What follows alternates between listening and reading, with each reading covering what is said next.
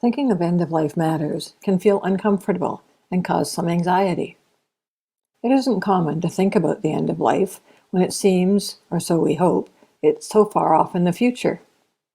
Planning for retirement might feel more comfortable because it brings thoughts of spending time doing the things you love. That is, rather than working towards retirement, which is exciting and rewarding after a long career. However, it's just as important to think about and plan for the inevitable winding down of life. There's no easy way to think about death, or even an illness or accident. It's much easier to think about being vital and healthy. Focusing on health is important. Doing the things you can to stay healthy, like eating right, exercising, and keeping a healthy mindset, is sure to keep you fit and focused on a great life. However, not thinking about end-of-life matters won't make the inevitable any easier or make it go away. There is one thing we all have in common, and that is we're going to pass away. What none of us really knows is when or how. It is and will continue to be one of life's biggest personal mysteries. End-of-life planning matters because there's many things you can do to make things easier for yourself and your family. There are steps you can take to be prepared for if and when you face an accident, an illness, or your life ends. However, there are many people who still believe in doing so you are tempting fate. We've all heard that you can attract or manifest what it is you think about. These are immature ways of looking at a very mature subject. We're not talking about obsessing or becoming fixated on death. To coin another phrase, expect the best, prepare for the worst. Meaning, we're planning for a long life, but we are preparing for things when the worst occurs. End-of-life planning isn't just about your funeral. It's about the important aspects of living, such as protecting your assets, having important medical documents if you're unable to communicate, having income for retirement, illness, or long-term care, communicating your wishes to others, and then pre-need funeral plans so your family won't have to deal with it. They can focus on the celebration of life most families want to have. It might feel strange thinking about or taking action regarding end-of-life matters, but like anything else, the more you engage in the task, the easier and more natural they'll feel. Before you know it, speaking to professionals about your needs and sharing the information with your family will feel a lot less odd and a lot more prepared. Something you could be proud of as you continue your role of taking care of your family. Don't let the fear of the unknown and the morbid aspects of end-of-life planning scare you.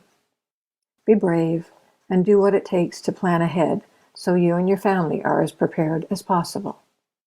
You are helping to make the event less painful for the family, as well as making it easier and less stressful when you are prepared to face end-of-life issues.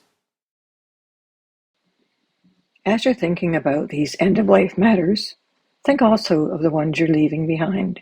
And remember that as they see your leavings, you're shaping the memories they have of you. That was the reason I created the Leavings Journal. The byline of it reads, "No matter where you spend your final days, there will be leavings." Those leavings are all the non-will-worthy items that the family will have to address and that are not financial in nature. It's your assets, which all speak to money, where it is, and how it's to be used. And while it also speaks to who gets what, that what is still mostly associated with money, bank accounts, life insurance, homes, or cars.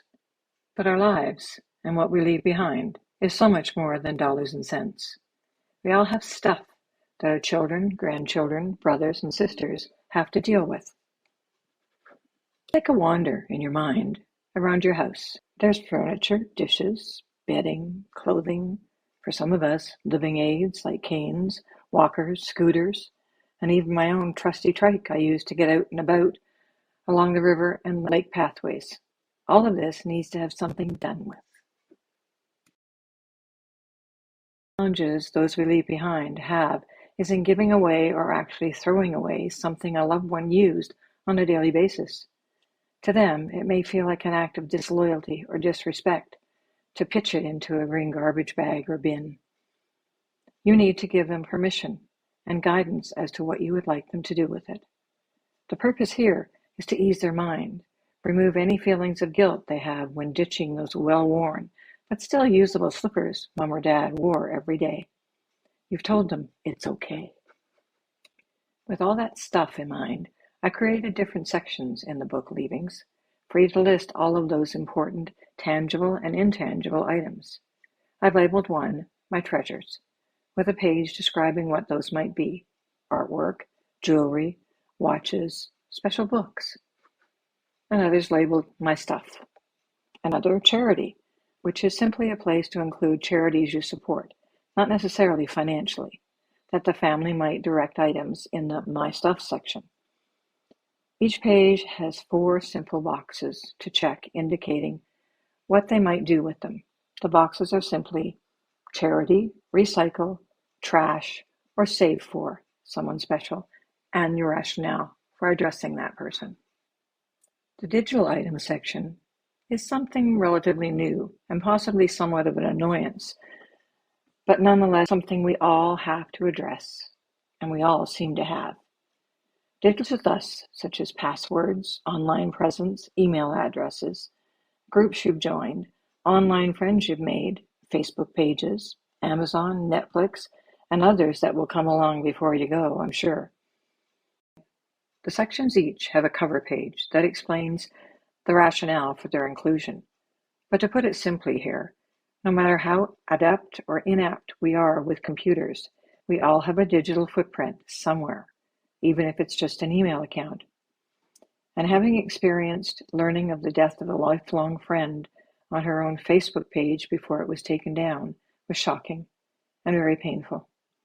A pain I still feel today when I see her name in my old contacts list. Having the information included in this journal about these people can help our families share your loss with them. These are people our families, for the most part, have no idea even exist, or that we consider them as friends, so that they recognize their inclusion and have a way to notify them.